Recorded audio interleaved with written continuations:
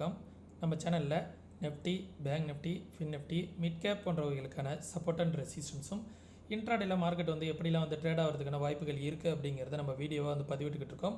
நம்ம பதிவிடக்கூடிய தகவல்கள் நிறைய புதிய பிகினர்ஸ்க்கும் ஏற்கனவே ஷேர் மார்க்கெட்டில் ட்ரேட் பண்ணிகிட்டு இருக்கக்கூடிய நண்பர்களுக்கும் ரொம்ப உதவிகரமாக இருந்துகிட்டு இருக்குது.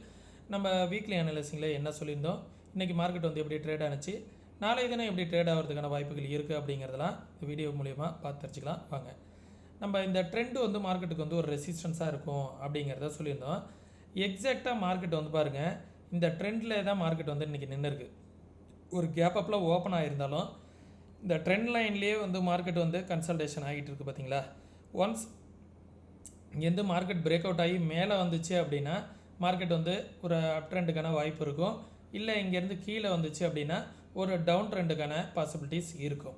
சரிங்களா, அதை தான் மார்க்கெட் இந்த இடத்துல சொல்லுது. இன்றைக்கி ஸ்ட்ராங் கன்சல்டேஷன் ஆகிருக்கு.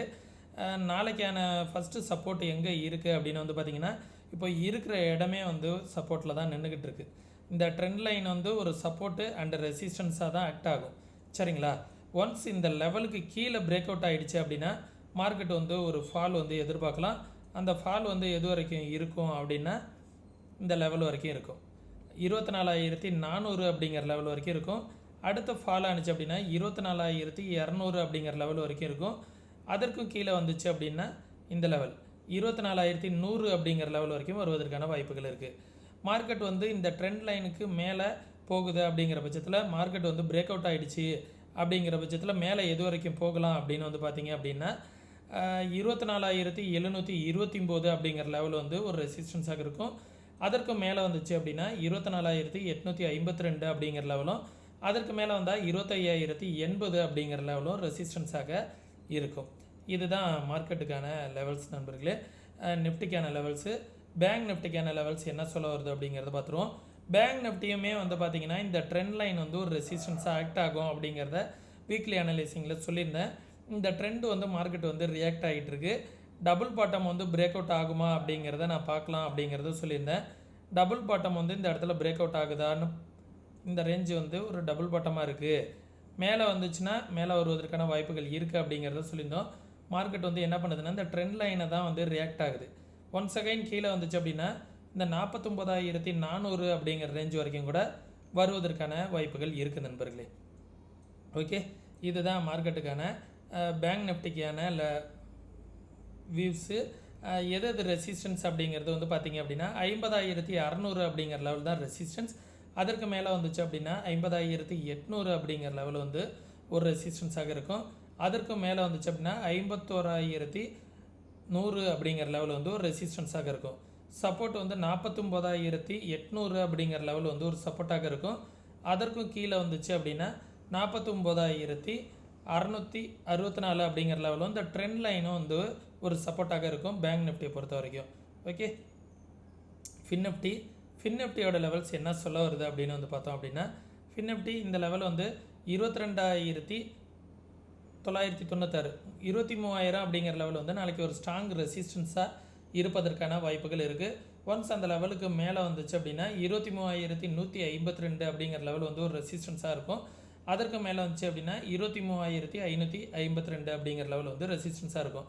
நாளைய தினம் பார்த்திங்க அப்படின்னா ஃபின் நிஃப்டியோட எக்ஸ்பிரி இருக்குது அப்படிங்கிறதுனால கொஞ்சம் சேஃபாக பார்த்துக்கோங்க. மார்க்கெட் கேப் அப்பில் மேலே ஓப்பன் ஆனாலும் திருப்பி 23,000 ரேஞ்சில் முடிப்பதற்கான வாய்ப்புகள் அதிகமாக இருக்குது. ஓஐ டேட்டா படி கீழே வந்துச்சு அப்படின்னா 22,523 அப்படிங்கிறது ஒரு சப்போர்ட்டாக இருக்கும். அதற்கும் கீழே வருது அப்படிங்கிற பட்சத்தில் 22,143 அப்படிங்கிற லெவல் சப்போர்ட்டாக இருக்கும். இடையில இந்த ட்ரெண்ட் லைன் ஒரு சப்போர்ட்டாக இருக்கும் நண்பர்களே. ஓகே, ஓப்பன் இன்ட்ரெஸ்ட் என்ன சொல்ல வருது அப்படிங்கிறத பார்த்துருவோம். ஃபின் நிஃப்டியை பொறுத்த வரைக்கும் ஃபின் நிஃப்டி பார்த்திங்க அப்படின்னா 22,900 அப்படிங்கிறது சப்போர்ட்டும் 23,000 ஸ்ட்ராங் ரெசிஸ்டன்ஸாகவும் இருக்குது. ஒன்ஸ் ஒரு கேப் அப்பில் ஓப்பன் ஆனால் கூட நாளை தினம் 23,000 அப்படிங்கிற லெவல்லையே வச்சு முடிப்பதற்கான வாய்ப்புகளும் இருக்கும். கொஞ்சம் பார்த்துக்கோங்க. 23,000 அப்படிங்கிற லெவல் ரெசிஸ்டன்ஸாக இருக்குது. ஓவராலாக பார்த்திங்கன்னா கால் சைடு மார்க்கெட் ரெசிஸ்டன்ஸ் அதிகமாக இருக்குது. சப்போர்ட் பார்த்திங்க அப்படின்னா எவ்ரி 100 பாயிண்ட் சப்போர்ட்டாக இருக்குது ஃபின் நிஃப்டியை பொறுத்த வரைக்கும். ஓகே, இந்த லெவல்ஸை பார்த்துக்கோங்க.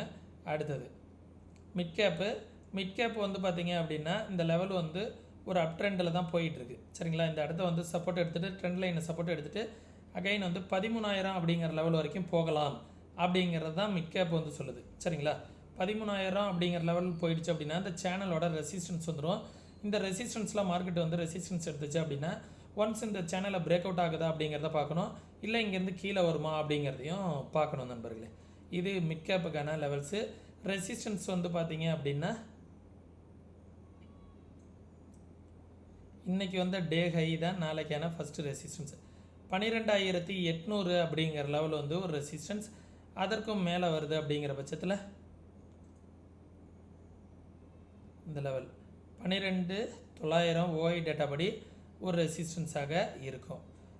அதற்கு மேலே வந்துச்சு அப்படின்னா 13,000 அப்படிங்கிற ஆல் டைம் ஹை வந்து ஒரு ரெசிஸ்டன்ஸாக இருக்கும்.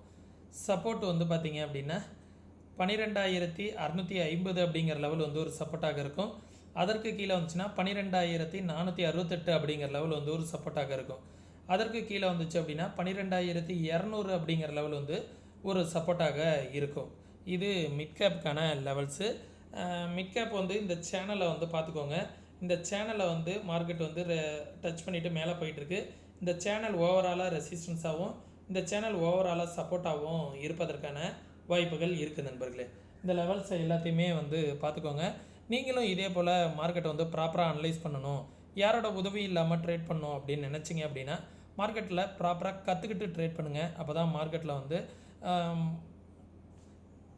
உங்களால் வந்து மார்க்கெட்டில் அடுத்த லெவலுக்கு வந்து போக முடியும். கற்றுக்கணுன்னு விருப்பம் இருக்கக்கூடிய நண்பர்கள் வாட்ஸ்அப்க்கான லிங்க் வந்து டிஸ்கிரிப்ஷனில் கொடுத்துருக்கேன்.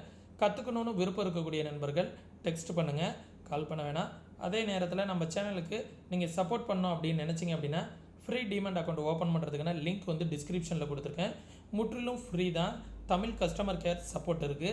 விருப்பம் இருக்கக்கூடிய நண்பர்கள் டிஸ்கிரிப்ஷனில் உள்ள லிங்க்கை பயன்படுத்தி அக்கௌண்ட் ஓப்பன் பண்ணிக்கோங்க. ஸ்டாக்ஸ்லாம் ட்ரேட் பண்ணுற மாதிரி இருந்தீங்க அப்படின்னா 5x வரைக்கும் மார்ஜின் ஃபெசிலிட்டிஸ் கிடைக்கும். மற்ற ப்ரோக்கரேஜோட கம்பேர் பண்ணி பார்க்கும்போது ரொம்ப லோ ப்ரோக்கரேஜாக இருக்கும். விருப்பம் இருந்தால் மட்டும் அக்கௌண்ட் வந்து ஓப்பன் பண்ணிக்கோங்க.